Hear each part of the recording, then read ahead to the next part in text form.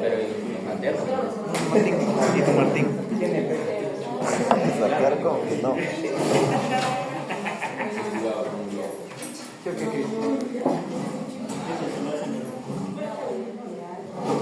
No esfuerzo más que el anterior. Máximo se mete en un juego. Ahora sí, full. Esta vez sí se van a quedar más. Sí se van a quedar más, ¿no? Es optimista, sí se van a quedar, en vez de se excluye. Se van a quedar. Exacto, sí tiene que ser.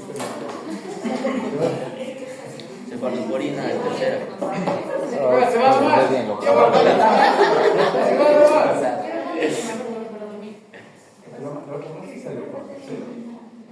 ¿Quién?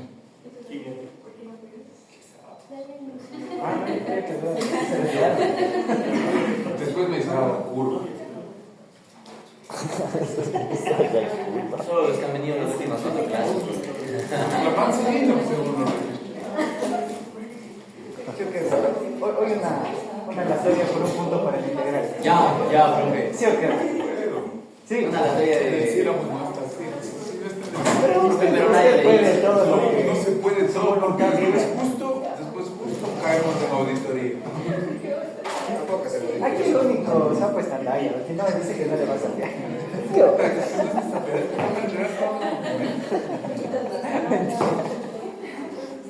Oh, Lesnar. Se va a seguir la profe de práctica. Ay, que me lo den en la vida. No, ya con la profe ya ni me llevo ya. Amigas, Profe, eso fue lo que nos pegó este semestre. pues no pasaron cuando el Nico estaba. Sí, que... Ustedes que saben todo, ¿el Nico vuelve o no vuelve? Usted pide la práctica. ¿Cómo? Usted pide la práctica. Sí, en la práctica todos tienen 9, 10 y en teoría tienen 4, 5. Pida La también media la les da 6, 50. Es la voz de ser, ¿qué pasa? Pide la de Palma. Sí, profe, a Sí, nosotros ¿sabes también qué nos estaba pensando? Lo que pasa es que pensé que era más complejo. Porque quitas en las guías y cosas. No importa, ¿de qué le pasa la guía? Tengo ahí, Es que estas guías son una guía tiene que ser de 3 hojas. Ay, los días de la profe son 11 hojas. Le pasa Es guía, no es guía, no es Ahí está, Ya es texto. Es guía, no es artículo. Pero le copia el mismo formato de una sola para toditas las prácticas de solo le cambia. Hacerlo de cambio el año. Le digo al chat que PT por si acaso. Eso, profe, Es que te resumen en 3 hojas. así hace la profesora, así la profesora, ChatGPT. No, yo no sé qué se televisa. Sí, chicha, ese sapo.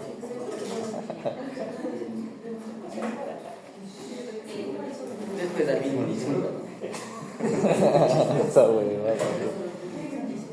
Profe, ¿qué se hace si un profesor insulta a un alumno?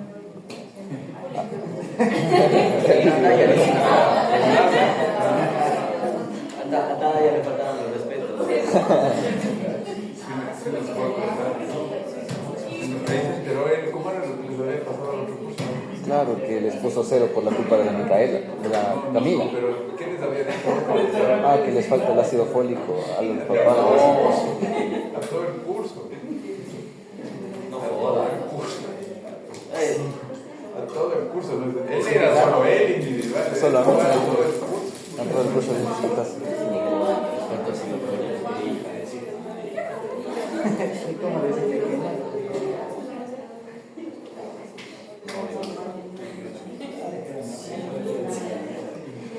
Vamos, nos toca terminar bajo un esquema de fármacos para enfermedades comunes, prevalentes, pero que hay que estratificarlos adecuadamente, ya que en la farmacología universal, en la farmacología mundial, hay diferentes fármacos para otros entornos diferentes a la realidad ecuatoriana. Entonces, en agentes antimicóticos nos vamos a pegar a los disponibles exclusivamente en el cuadro básico y no vamos a ver el resto. Es decir, vamos a ser expertos en las armas que nos da el Consejo Nacional de Salud. En antimicóticos hay que hacer una similitud, una comparación a lo que decíamos en el proceso del a lo que hacíamos en el proceso de salvarle a una persona en terapia intensiva. Si estoy en terapia intensiva con probabilidad de sepsis, ingresa a la terapia intensiva, tomo cultivos, ¿qué antibiótico le doy para salvar? Depende de qué familia sería, por ejemplo. Es que ¿qué sospechas? Se está muriendo, entonces no tienes cultivos aún. Entonces, ¿qué supones que le puede estar matando como agente infeccioso? Por ejemplo, se podría usar vancomicina. Para gram positivo. Yo le daría ceftriaxona, pero no me dio. Ceftriaxona, aminoglucósidos, ahí depende de la experiencia, la supervisión del efecto adverso de los aminoglucósidos, para cubrir gram negativos. Me faltaría cubrir anaerobios. Anaerobios. Fíjense cómo esto es una microbiología reforzada, ¿no? Muchos de los capítulos de farmacología es la bioquímica reforzada, la fisiología reforzada. Ahora estamos en una microbiología reforzada. En el edificio que construimos, los prerequisitos, si usted los trae bien, la farmacología encaja en los bloques. Anaerobios. Clindamicina. ¿Cuál? Clindamicina. Clindamicina. Buena opción. Efecto adverso. Clindamicina. No era la sobreinfección por el. Colitis pseudomembranosa. Diarrea. La sobreinfección. Llegando a una diarrea simple, leve, autolimitada, hasta colitis pseudomembranosa. Entonces ingresa el paciente y le dices, vamos a darle estos 3.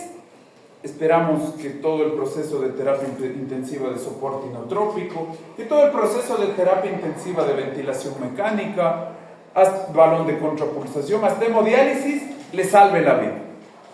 Pero en este contexto me puede llegar un paciente con la probabilidad de los 3 agentes bacterianos, pero también inmunocomprometido. Un paciente que recibió el trasplante y toma inmunosupresores. Un paciente que recibió por su terapia inmunitaria, por lupus, por artritis, inmunosupresores. Recibe agentes biológicos, recibe corticoides, es diabético con compromiso de función inmunitaria. Y entonces me toca pensar, a los 3 antibióticos que le estoy dando, me toca sumarle un antimicótico. Tal vez un hongo es el causante del compromiso infeccioso que está teniendo el paciente en terapia intensiva con riesgo vital. Entonces, como vimos en antibióticos, siempre hay un antibiótico de manejo ambulatorio y un antibiótico para salvar vidas en cada familia. En antimicóticos, vamos a ver, un antimicótico de manejo ambulatorio y un antimicótico para salvar la vida. La opción de que yo tenga pacientes inmunocomprometidos, nosotros la habíamos catalogado como una población especial, es más frecuente conforme la tecnología y el progreso de la medicina avanza. Cirugías complejas, quimioterapias, trasplantes del HIV y los mismos antibióticos como superinfección me predisponen al crecimiento de hongos. Y entonces, mientras más inmunocompromiso, más probabilidad de que un hongo que convivía normalmente conmigo se vuelva patógeno. En las opciones terapéuticas en el mapa tenemos históricamente para salvar vidas anfotericina B. Problema: la anfotericina B tiene 2 efectos adversos súper frecuentes, 2 efectos adversos de alta complejidad. Tiene daño renal, como los aminoglucósidos, y reacciones a la infusión, como la vancomicina. En los antimicóticos ambulatorios, vamos a ver los azoles, hay bioral y parenteral, son menos tóxicos. Ahí viene el concepto popular de la gente de que a toda lesión cutánea le dice hongos. Evidentemente, hay que hacer un diagnóstico diferencial. Lastimosamente, la dermatología se ha acostumbrado en la inocuidad de los tratamientos tópicos a abusar del sistema de combinación de fármacos. ¿Qué hace el médico general, el dermatólogo, cuando ve una lesión cutánea? No sé si es hongo, no sé si es bacteria, no sé si es que es reacción alérgica, no sé si simplemente es reacción química. ¿Qué hace? Mezcla los productos en una crema en un vehículo tópico y le ponen antimicótico, antibiótico y corticoide en la misma crema y algo se ha de curar. Evidentemente, en esa adivinanza, el paciente va a tener una mejoría. Sin embargo, ¿cuál es el futuro de este abuso del diagnóstico de hongos? Tanto como las bacterias, los hongos desarrollan resistencia. Este abuso de hongos es ilustrativo. Usted va a la percha del supermercado y al lado de los preservativos, de los geles íntimos, está el clotrimazol para infecciones genitales. Entonces, la persona que tiene una molestia en el área genitourinaria simplemente compra, sin ni siquiera saber si es bacteria, si es hongos o es mecánico el proceso, y se automedica cremas vaginales. La anfotericina B tiene muchos peros, evidentemente ya vamos a aprender una solución en su componente farmacéutico, por lo que al tener muchos peros, los hongos ahora son mejor eliminados con las equinocandinas. Al no estar en el cuadro básico, una equinocandina como la caspofungina lo vamos a dejar de lado, pero en cultura médica vamos a saber que las equinocandinas son específicas y más seguras sobre la clásica anfotericina B. En el futuro, este abuso de los azoles va a desarrollar resistencia. Este abuso de los antimicóticos va a desarrollar resistencia. Mientras más probabilidad de acceso a los antimicóticos, más probabilidad de resistencia. Entonces, ¿qué va a pasar?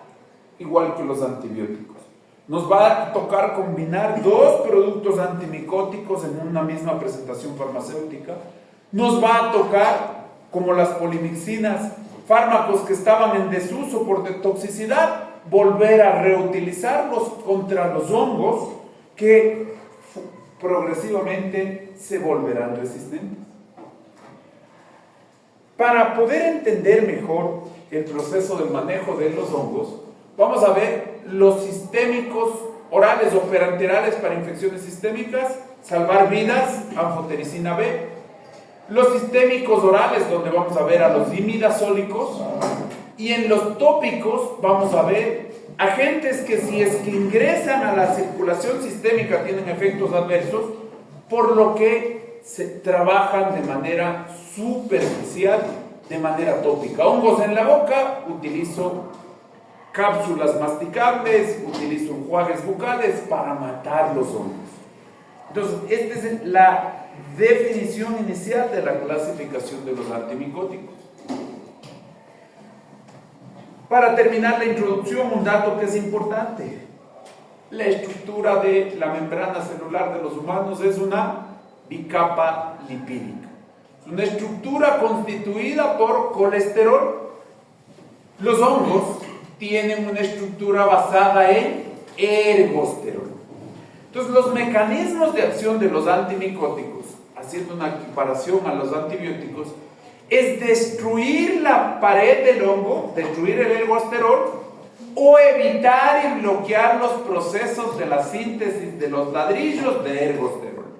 Eso será el gran mapa de los mecanismos de acción. Entonces, hasta aquí preguntas. ¿Ya vieron esto en práctica, cierto? ¿No? ¿Ya? O sea, sí, pero no hay pero diga sí, pues solo para reforzar la idea. ¿Qué les falta en práctica? Quiero saber si ya quiero saber si ya terminó el semestre en práctica. Y ahí siento, ¿cuánto es el examen práctico? El lunes. ¿El lunes a qué hora? El lunes no era. Ahí ya cambió. Ah, el miércoles, cierto. Es que ya cambió otra vez de ¿Qué fecha. nos había dicho el mismo lunes? Claro. Si fuera el mismo lunes. Ayer dijo miércoles. Ok. Vamos, entonces, el antimicótico antifúngico para salvar vidas. Voy al cuadro básico, anfotericina B. Por favor, sí, dígame por qué tengo dos anfotericinas ahí, explíquenos a todos, ¿por qué hay dos anfotericinas en el cuadro básico? Porque el uno es para antimicóticos y el otro es como antibiótico. Los dos son antimicóticos. Hay un componente principal en la diferencia de la estructura de su forma farmacéutica. Y ese detalle es importante. La anfotericina B de arriba es la histórica, la clásica, la habitual. La anfotericina B de abajo es la mejorada. ¿Por qué? Para que tenga mejor distribución los tejidos, puede ser. Para que tenga menor nefrotoxicidad. Al envolverle en lípidos, disminuyo la probabilidad del daño renal.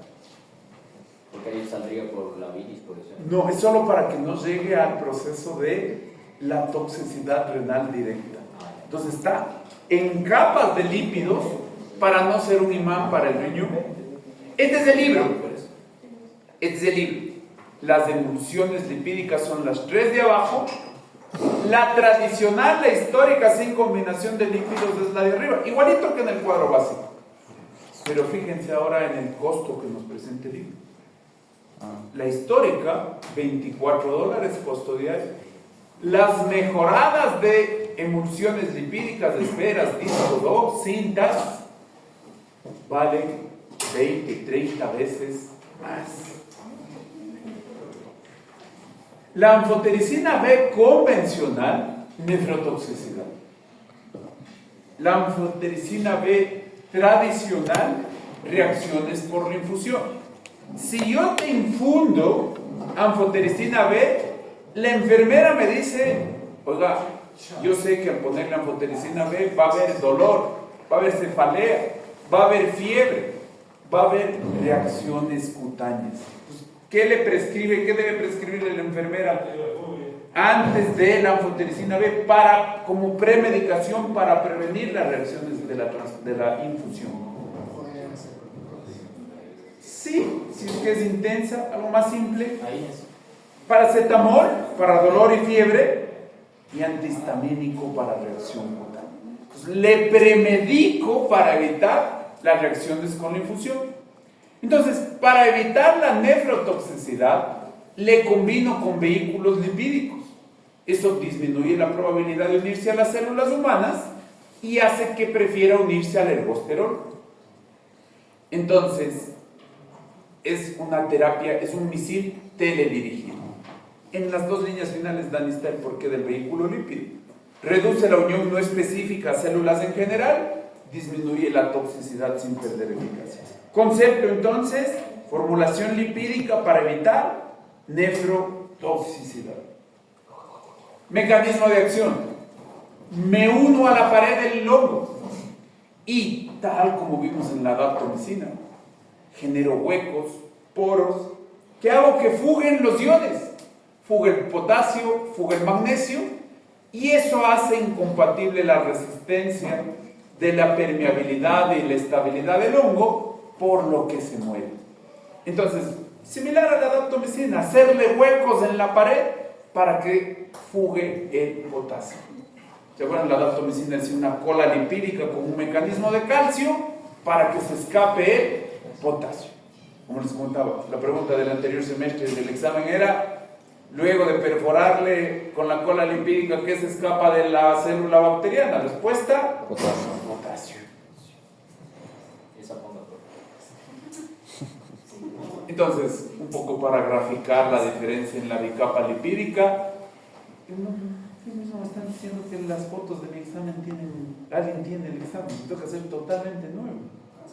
Ustedes mismos me dicen, pero si vos mismo me estás contando que sacaron los datos. Pero es parecidísimo. O sea, no tengo ni el supletorio ni el... O sea, ustedes tienen ya el supletorio y el final. Tómile solo a él la prueba. Ustedes tienen el supletorio y el ergosterol, ahí está en el esquema para visualizarlo en la bicapa lipídica. Entonces, algo que yo lo voy a decir como cultura general. Es complejo aprenderse todos los espectros. Nosotros vamos a tener un concepto. Tal como en los antibióticos, yo debo documentar que lo que prescriba tenga la cobertura para todos los hongos que yo puedo documentar en laboratorio. No me interesa que usted sepa este espectro, pero sepa que en antibióticos nosotros escogíamos por gram positivo, por gram negativo, por anaerobio.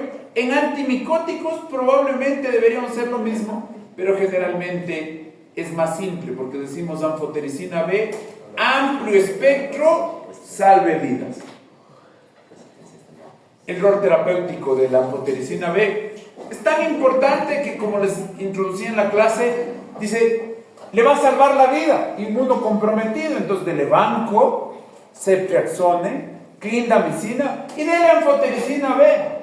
Oye, pero es nefrotóxico. No, dale los 3, 4 primeros días para bajar la carga fúngica. Y una vez que el paciente se estabiliza, así como de vancomicina cambias a un antibiótico de espectro estrecho cuando salen los cultivos, así como de ceftriaxone cambias a un antibiótico de espectro estrecho cuando salen los cultivos, la anfotericina B le vas a cambiar por los azoles para hacer un tratamiento a largo plazo. En otras palabras, báñale de anfotericina B, empápale de anfotericina B para tener un mejor pronóstico. Entonces, en el salvarte la vida, la anfotericina B entra en ese rol importante. ¿Y el cambio de anfotericina a azoles es inmediato? Dependiendo de la respuesta clínica. Luego usted va mejorando, ya vemos que no ha sido hongos, sino que ha sido un gran negativo. Dependiendo de la respuesta clínica, dices, bajemos es como darle la bazuca, bajemos un espectro más dirigido y vamos a vía oral, y los antibióticos estarán pasando a vía oral. El paciente de terapia intensiva en su mejoría pasará a hospitalización, de hospitalización irá a su casa. Entonces esa transición va a depender de los parámetros clínicos y de laboratorio mejorando. Efectos adversos, toxicidad por la infusión. ¿Qué le va a pasar? Fiebre, escalofrío, espasmo muscular, vómito, cefalea e hipotensión. Para eso le premedico. Efectos directos sobre el riñón. Ustedes saben, hay 3 tipos de insuficiencia renal. ¿Quién me dice? 3 tipos de insuficiencia renal. Fabián, explíqueme los 3 tipos de insuficiencia renal, porque aquí vamos a ver 2 de los 3.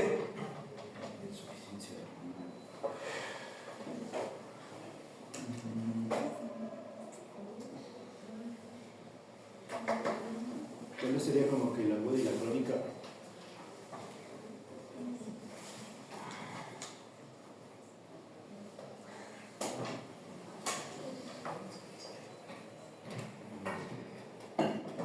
Dice que sí te va a revisar, pero que a ustedes les ha explicado que está haciendo algo de vinculación primero, que pase ese informe y que luego te va a revisar. Mentirosa, profe.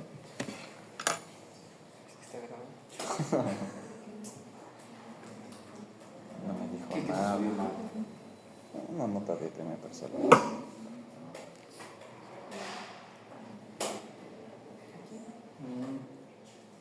Sí, quiero ver si es que en verdad me saqué esa nota en la prueba. Ya no.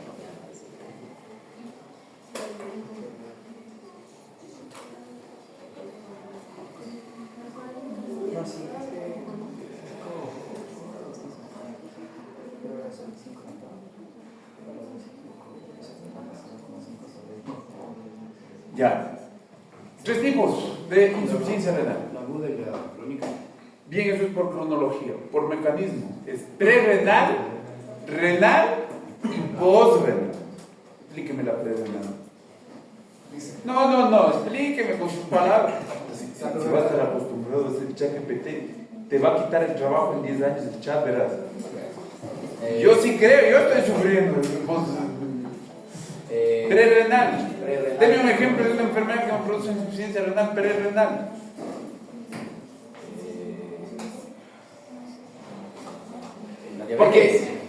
Porque aquí lo que tenemos es que la insuficiencia de la anfotericina es prerrenal. ¿Qué quiere decir? Antes del riñón. Ejemplo. ¿No se te metería renal? Ejemplo. Eso. Diarrea, shock.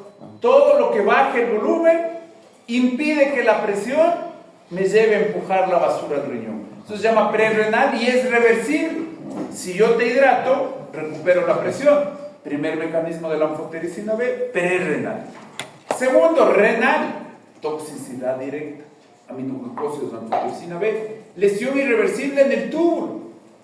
Entonces esta tiene los 2 mecanismos para mantener la cultura general. Las sulfas tienen la posrenal. Cine, explíqueme qué es la postrenal. Con las sulfas usted se puede orientar en el ejemplo. Sería que ya no afecta, o sea, en sí en los riñones, sino ya directamente en la orina. ¿Cómo? Puede ser en la hiperplasia prostática. Ese es un buen ejemplo. Es la uropatía obstructiva. En las sulfas, los cristales o una persona con cálculos, el problema está después del riñón y eso que se llama posrenal. Entonces la anfotericina es prerrenal y renal. La hipertensión crónica generalmente es mixta, es antes del riñón, pero como le destruye al glomérulo y daña el embudo, el filtro, el sedazo, ya destruye la estructura intrarrenal. Pero parte desde que fue desde la arteria y destruye, entonces digamos es mixta. Entonces vamos, anfotericina B, ahí está el espectro, no es relevante esto en este momento. ¿Qué es relevante? El mecanismo de acción y los efectos adversos. Profe, pero es prerrenal porque baja el volumen de... Correcto, diarrea, sangrado. Diarrea. Correcto, diarrea, ejemplo de prerrenal, sangrado, ejemplo de prerrenal, hipovolemia, hipotensión, ejemplo de prerrenal. Ok, voy al cuadro básico y me va a dar 2 paquetes de antibióticos, de antifúngicos. En el uso dermatológico me dice tópicos, nistatina, clotrimazol, terbinafina, grisofulvina y me repite terbinafina. ¿Qué quiere decir? Grisofulvina y terbinafina son tabletas para liberarlas a través de la sangre al sitio blanco de acción, o terbinafina en crema para ponerme en el sitio anatómico específico. ¿Esos son los azoles, profe? No. El único azol es el Cotrimazol. cotrimazol. Los azoles son el fluconazol y el litracol. Hay muchos más, pero yo voy a priorizar el cuadro básico. Comencemos por estos: fluconazol e itraconazol, los azoles. Químicamente, vamos a hacer una diferenciación. Tenemos los imidazoles, cuáles están en el cuadro básico, el clotrimazol, y los triazoles, ¿cuáles están en el cuadro básico? El itraconazol y el fluconazol. Entonces, en los azoles nos vamos a centrar en clotrimazol como imidazol y en el triazol, itraconazol y fluconazol. Aquí están todos los azoles y me dice, tal como en los antibióticos, el sitio de eliminación. ¿Para qué me sirve identificar el sitio de eliminación? Para evitar acumulación. En caso de insuficiencia hepática o en caso de insuficiencia renal, el mismo principio. Mecanismo de acción de los azoles: inhiben las enzimas del CIP, del citocromo P450 del hongo, parecido a las enzimas que tiene la fase 1 del sistema hepático. Si inhibo estas enzimas, altero la formación del ladrillo ergosterol y hago que la pared del hongo sea de mala calidad. Entonces voy a inhibir el citocromo P450. Y entonces, ¿qué me está advirtiendo? La probabilidad de inhibir el citocromo del hongo y la probabilidad de inhibir el citocromo hepático del hospedador. El farmacéutico trata de que sea una toxicidad selectiva, pero cada uno de ellos, en mayor o en menor grado, sí llegará a interferir con el citocromo P450 del hígado. Igual que la anfotericina B. Espectro. Para nosotros vamos a partir que tienen amplio espectro. Reacciones adversas, no son tóxicos. Por eso es que tal vez la autoridad sanitaria dice: oye, no son tóxicos, dales nomás venta sin receta. De hecho, si ustedes se fijan en la curiosidad muchas propagandas de radio, muchas propagandas de televisión, sin restricción de acceso, sin barreras, de productos contra los hongos. Pues imágenes groseras de infecciones de hongos en el cuero cabelludo, en la piel, en las uñas, y eso se ve en el día a día en los canales de difusión pública. La reacción adversa más frecuente de los antimicóticos, de los azoles, es malestar gastrointestinal. Y como decimos, en mayor o en menor grado, afectar la función hepática y desarrollar diferentes tipos de hepatitis clínica. El itraconazol, yo debo compararle y decidir cuándo utilizo contra fluconazol. Entonces, el itraconazol me dice espectro específico. Primera línea para histoplasma, blastomisis y sporotrix. Defectos del itraconazol: baja biodisponibilidad contra el fluconazol y alta interacción de las enzimas hepáticas con respecto al fluconazol. Entonces, dicho de otra forma, el fluconazol es mejor que el itraconazol. El fluconazol tiene una biodisponibilidad oral alta y menos interacción con las enzimas del citocromo P450 hepático del huésped. Por lo tanto, es un tratamiento más seguro que el otro y se pone en protocolo como primera línea para candidiasis mucocutánea. Entonces, tienen sus espectros específicos, diferencias: fluconazol, mejor biodisponibilidad y menos interacciones CIP. Ahora nos toca las tabletas para infecciones mucocutáneas. Es decir, en el cuadro básico les catalogan como infecciones sistémicas. Me tomo la tableta para llegar a un hongo. ¿El diagnóstico? Tinea capitis. Tinea capitis. No es lo mismo. Ahí hay otro hongo en la caspa. Tinea capitis.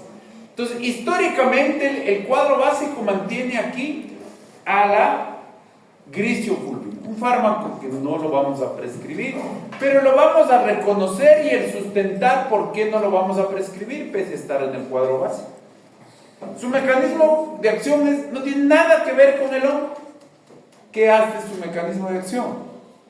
Hacerle fuerte a la piel que viene debajo de la lesión, hacerle más gruesa, hacerle queratinizar, hacer que nazca como un escudo, para que la piel que nace debajo de la lesión, en 2 a 6 semanas, cuando reemplace a la piel infestada, aparezca como piel sana y no deje que el hongo llegue a colonizar.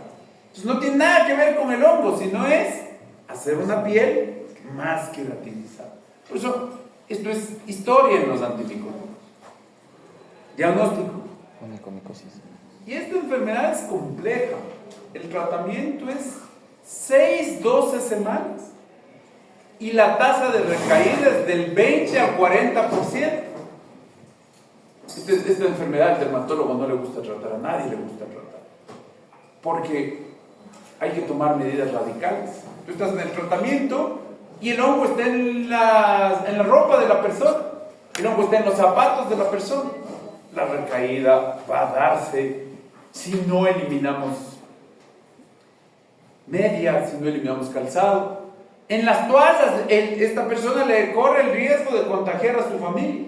En una piscina, corre el riesgo de contagiar a los usuarios de la piscina. Es un tratamiento muy complejo. Y no se le puede sacar la uña. ¿Cómo? No se le puede sacar la uña. El problema es que el hongo está viviendo en la raíz de la uña. Entonces, cada vez que nace la uña, se sigue metiendo. Se sigue metiendo. Solución lógica: me digo, una vez me saco la uña porque esto me está rompiendo la cabeza. Está en la raíz de la uña. Pero sí, tratamiento, ¿verdad? 6 a 12 semanas con riesgo de hepatotoxicidad, eliminando sus medias, sus zapatos, teniendo cuidado de la ducha, teniendo cuidado de la piscina. Es un tratamiento complejo. El problema de los hongos es que la gente no busca ayuda y hace el tratamiento por su cuenta. Porque dice, el doctor se va a enojar conmigo porque ha de creer que soy un desasiado. Entonces, terminafina, como vimos en el cuadro básico, en crema y tabletas. ¿Cómo funciona la terminafina? Inhibe la biosíntesis de ergosterol, pero en lugar de, como los azoles, interactuar con el P450, inhibe la enzima escualeno epoxidasa. Esta enzima es propia del hongo, por lo tanto, tiene más seguridad que los azoles. Inhibe la enzima escualeno epoxidasa. Los eventos adversos son infrecuentes, están relacionados directamente proporcional al tiempo de uso. Como les digo, el tiempo de uso es muy largo y generalmente esto se vincula a hepatitis, a hepatotoxicidad. Claro, dile al paciente que no puede tomar licor por 12 semanas y cuando tú le estés prescribiendo el sábado le hacen compadre y se friega. Ese es un sistema bien complejo, sin tomar licor 12 semanas. Es difícil en Ecuador. Entonces, al inhibir la enzima, acumulo el defecto, genero el defecto para que la pared del hongo esté mal construida. Profe, pero la terminafina es para micosis. O nicomicosis. O en crema tópica para hongos en general, generalmente piel. Para cándida depende, yo preferiría analizar el porqué de la cándida, porque también ¿qué es lo que va a pasar? La persona es diabética, mientras no regules la diabetes va a tener cándida, le curas, vuelve, le curas, vuelve. Generalmente la cándida, en los casos que yo he tenido, es porque la gente mete productos químicos en la vagina. Entonces es igual que el intestino, desarreglas la flora de la vagina y empieza a proliferar el hongo. Más bien tengo que decirle, vean, no tiene que meter jabón íntimo aquí, respete el pH. ¿Y con qué me aseo? Agua corriente. No, algo más hay que hacer, vean, matico. No meta químicos, no altere el pH del líquido vaginal. Es tópico, claro, te queda viviendo el hongo en tu ducha, pisas esa ducha, si estás inmunocomprometido o en la persistencia. No solo, en la persistencia de entrar al mismo sitio, el hongo comienza a colonizar. Tu pie suda, no te secas bien, ambiente favorable, crecieron. Los hongos son de pliegue, los hongos son de sudor, acúmulo, calor, zonas que no te secas bien al bañarte y generan humedad.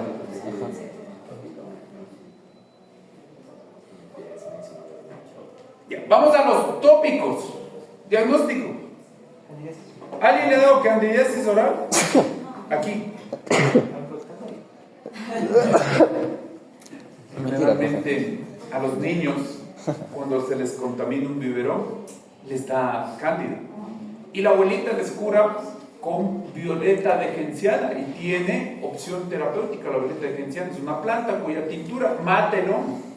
Entonces, ¿qué es lo que vamos a hacer para cándida bucal? Nistatina. Pero como la nistatina es tóxica, vamos a utilizar enjuagues bucales, pastillas, masticables para que actúe localmente. Nistatina también sirve para cándida vulvovaginal o a nivel tópico para candidiasis cutánea. Por eso vemos en el cuadro básico nistatina combinada con óxido de zinc. Clotrimazol está en las pechas de todos los supermercados al lado de los preservativos. La crema está ahí para candidiasis vulvovaginal.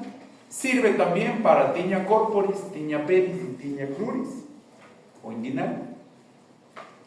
Entonces, los antimicóticos tengo que aclararlos en sus usos. Anfotericina salvavidas, azoles, paciente ambulatorio. No es lo mismo un antimicótico muy inmunocompetente que un antimicótico muy inmunocomprometido. Para salvar vidas, anfotericina B, para evitar colonización y esparcimiento del hongo en el entorno familiar, azoles. El fluconazol, más seguro, mejor biodisponibilidad que el itraconazol. Terminafina, primera línea en dermatofitos y onicomicosis. Grisiofulvina, no le hace nada al hongo, ya su uso es limitado y es histórico, ya no lo utilizamos. Efectos adversos: anfotericina B, nefrotoxicidad, azoles, más del itraconazol, hepatotoxicidad e interacciones medicamentosas. Si estuviéramos haciendo una terapéutica razonada, como hicimos con antibióticos, Epidemiológicamente, digo, ¿qué hongo será con el que peleo? Hay muchas ocupaciones que se exponen a hongos. Anatómicamente, digo, ¿qué hongo prefiere crecer en tal tejido? Evaluar estado del paciente, inmunodeprimido o no, y balancear el riesgo-beneficio. Y si no le doy anfotericina, se muere. Si le doy anfotericina, le daño al riñón. Riesgo-beneficio en la balanza. El libro tiene mucha más información de antimicóticos, pero nos vamos a quedar hasta ahí. ¿Preguntas de antimicóticos? ¿Para qué sirve el cotrimoxazol? El cotrimoxazol. Es que te confundiste. Clotrimazol. El clotrimazol. Para Cuidado con esa confusión. Clotrimazol y cotrimoxazol. Tiña corporis, tiña pedis, tiña cruris. Clotrimazol. Este también es un azol.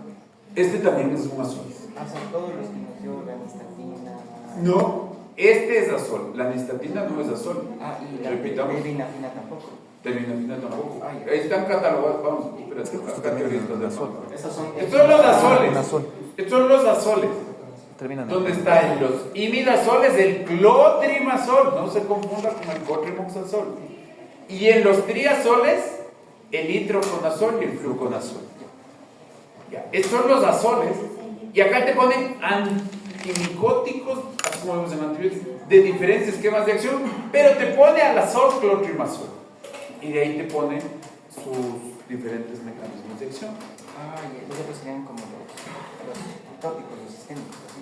Correcto, acuérdate, la terminafina, inhibición de la escualeno-epoxidasa. La grisofulvina no le hace nada al hongo. ¿Qué le hace? Aumenta la queratina. Vamos ahora a antiparasitarios.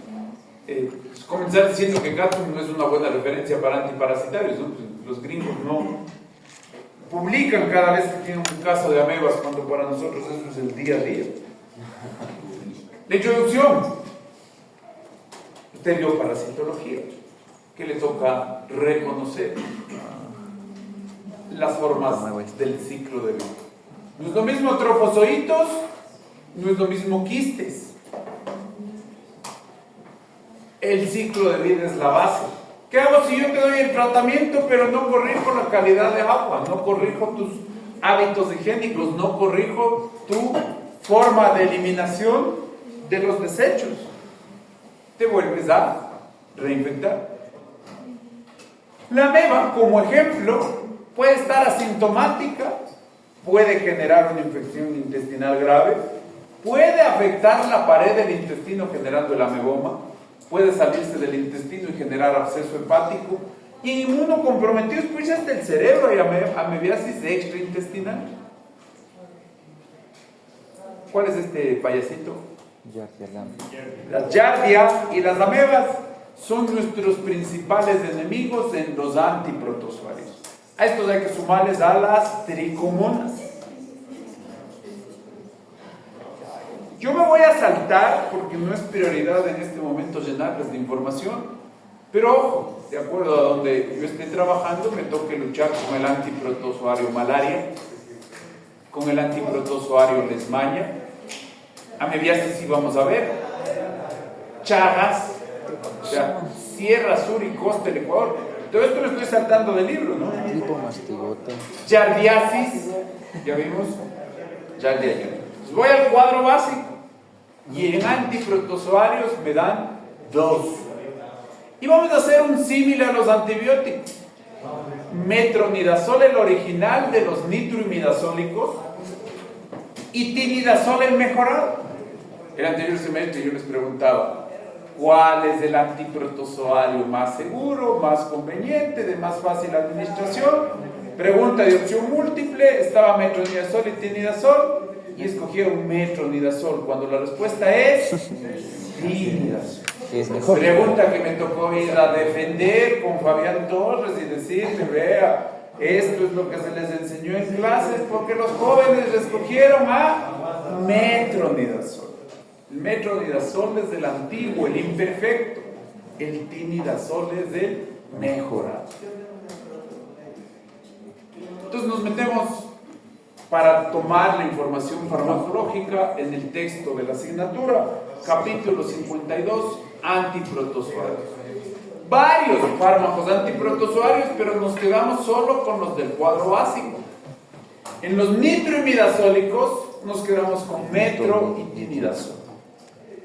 Matan los trofozoitos, pero no los quistes, y generan afectación, y también en cuadros de afectación extraluminal. Ojo, tinidazol es versión mejorada del metronidazol. El metronidazol ya vimos su mecanismo de acción. ¿Puede explicarme? Ya vimos esta diapositiva. Lo vimos en antibióticos varios. Bueno, en mis palabras, ¿no? En tus palabras. A ver, que entra a la bacteria y dentro de la bacteria se forman con metabolitos tóxicos y eso le mata, lo que entendí yo. Se oxida con esa ferredoxina reducida y se convierte en metabolitos tóxicos que bloquean el DNA bacteriano y protozoario. Y con eso ya. estoy funcionando como una ciprofloxacina, bloqueando el ADN. Porque en este mecanismo de acción elimina anaerobios. Por eso es el tratamiento de una opción de tratamiento del Clostridium difficile, una opción de tratamiento del Helicobacter. El mismo mecanismo de acción mata gram negativos y mata antiprotozoarios.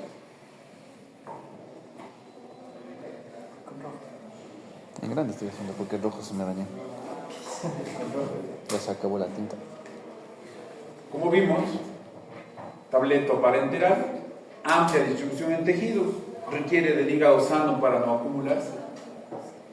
Entonces, los nitroimidazólicos, lo importante, su espectro, Giardia, amebas, tricomonas, los protozoarios más prevalentes. Además, no se olvide, bacilos anaerobios y gram negativos.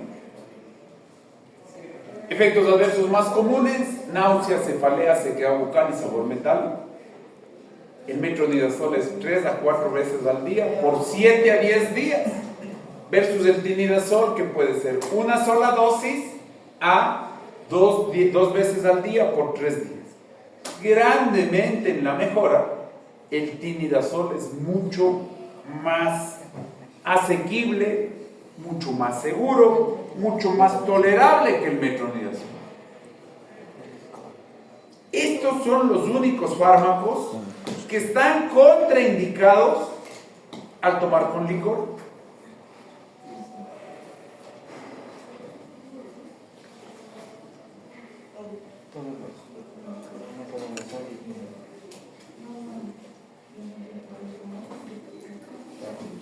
Todos los nitroimidazólicos llegan al hígado y compiten con el etanol, le roban la vía al etanol e inhiben la enzima aldehído deshidrogenasa.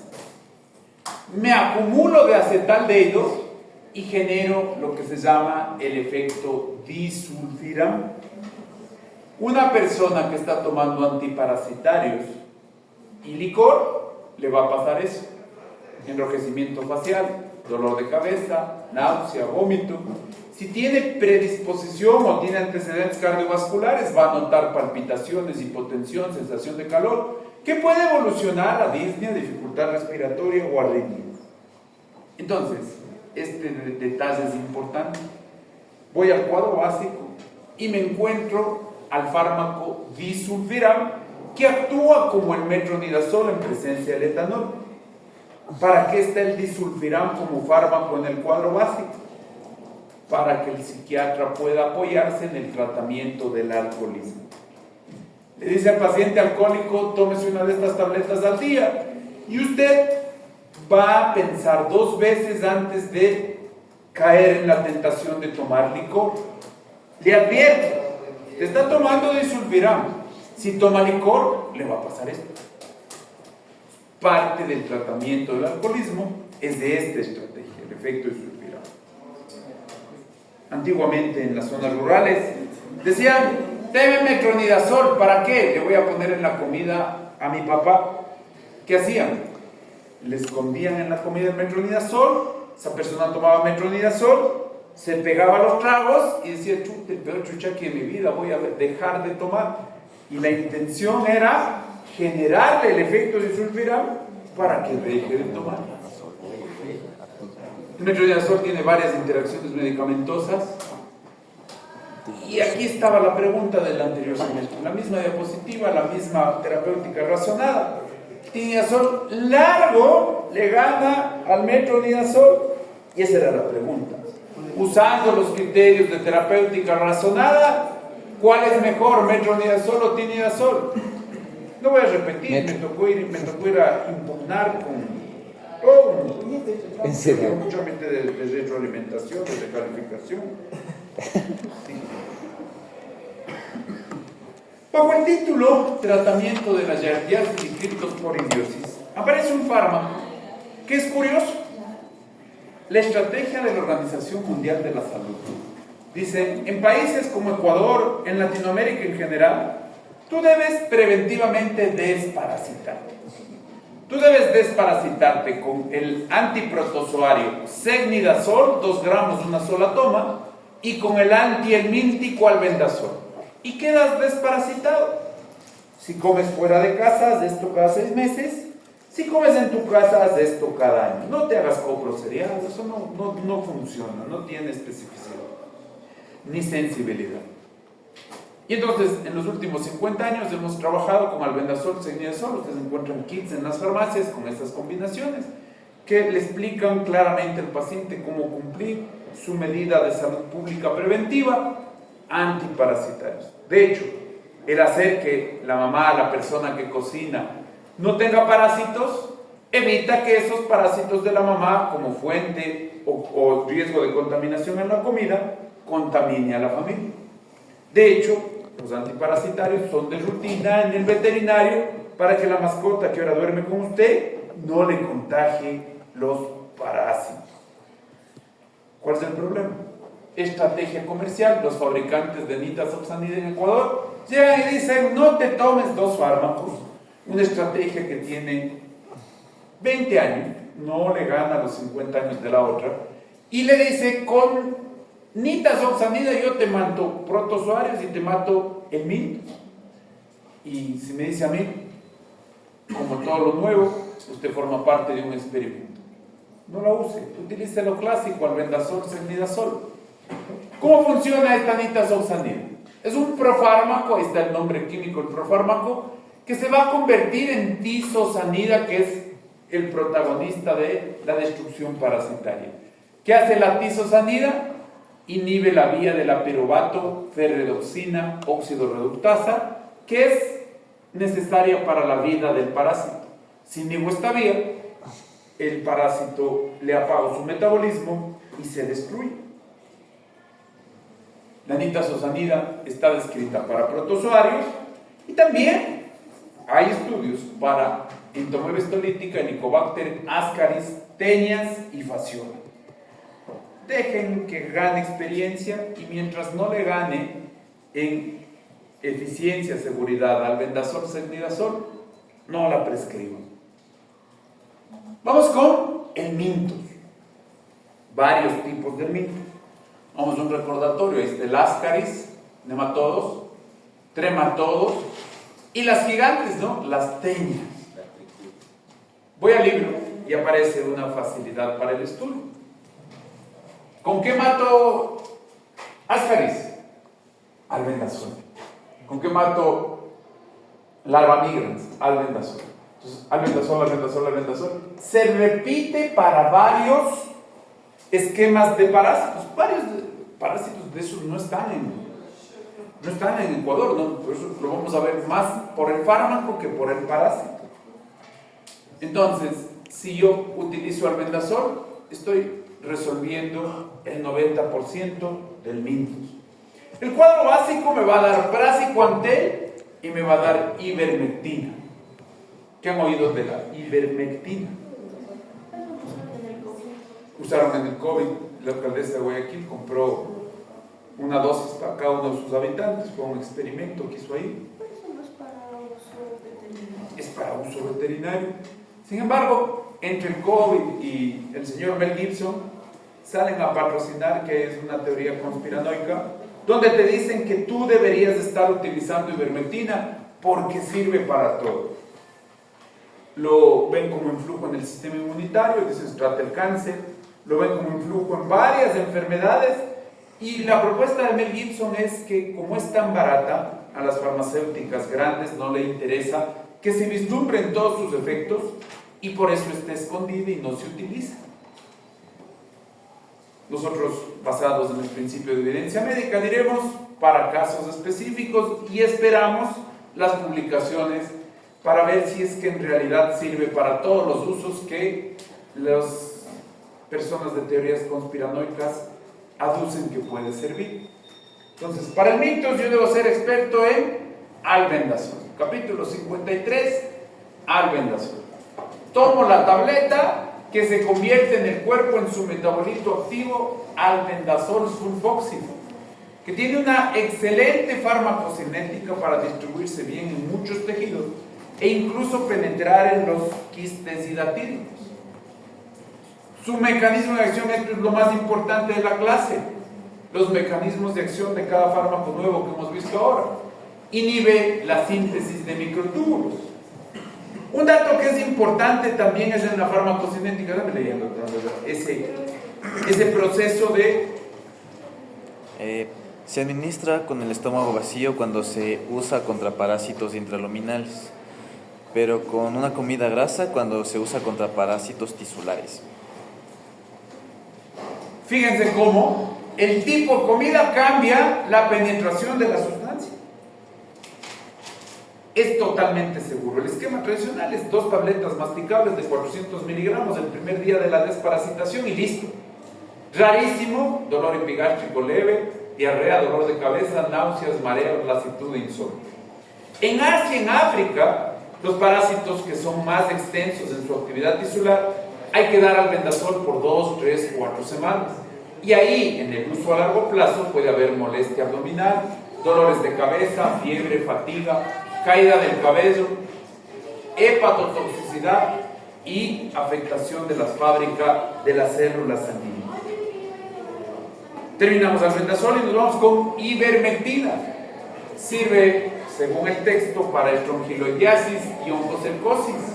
Oncocercosis ya fue erradicada en Ecuador, por lo tanto diríamos, de acuerdo, si me centro como guía el libro, a estrongiloides. Este es el ciclo de vida del estrongiloides, donde, les reitero, están involucradas las mascotas y uno también, como hace su tratamiento preventivo antiparasitario, debe hacer el tratamiento antiparasitario de sus mascotas. Mecanismo de acción de la ivermectina: paraliza en nematodos y artrópodos la transmisión de señales, paraliza en los nervios periféricos la comunicación de información al intensificar la actividad del GABA. El ácido gamma aminobutírico es un inhibidor y entonces este antiparasitario incentiva el GABA y apaga la transmisión de estímulos del parásito. ¿Dónde está la evidencia? Sirve parenteralmente para las garrapatas de las mascotas. Y así le conocimos en la pandemia. Sin embargo, entre los estudios de primer piso, estudios originales, aparecían varias personas que inyectándose el producto, los veterinarios decían: no me dio COVID nunca, o el COVID que me dio fue supremamente leve, por lo tanto, este fármaco tiene su uso para el COVID.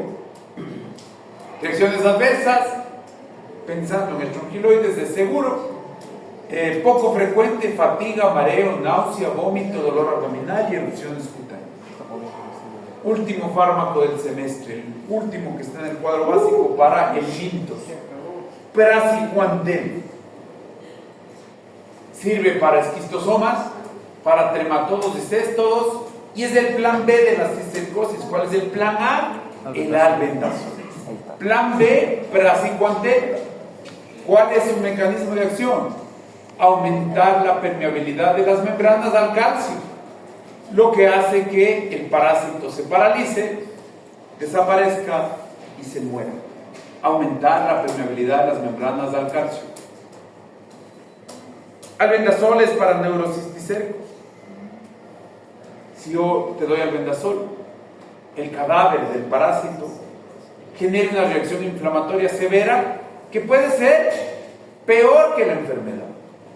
¿Cómo se diagnostica neurocisticercosis? Un paciente adolescente, adulto, joven que convulsiona. Le hacemos la tomografía y encontraremos los cisticercos. El patrón de presentación es crisis convulsiva. Reacciones adversas del praziquantel, mareo, somnolencia y cefalea, problemas gastrointestinales y la advertencia de dar corticoides, sea con albendazol y praziquantel, para evitar la reacción inflamatoria inmunitaria de la destrucción de los parásitos en el cerebro. Hasta ahí terminamos el sílabo. Por favor, siga las instrucciones. El objetivo desde el primer día de clases ha sido que usted se forme en esta universidad, que es la única que tiene fármaco en el cuarto semestre. Las otras generalmente tienen fármaco en el quinto y ya hasta en el sexto semestre. Es que usted entienda que la farmacología es una bioquímica mejorada, una opción para resolver la fisiopatología o una mejora de aprendizaje a la microbiología. Ya cuando haga medicina interna en el módulo de agudos, de crónicos, la medicina interna del adulto, cuando vea infectología, necesitará estos conocimientos para resolver las patologías de sus pacientes.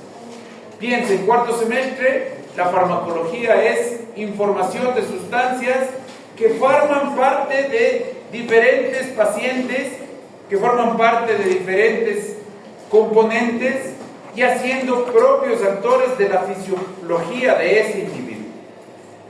Quedamos que el examen final es el lunes 7.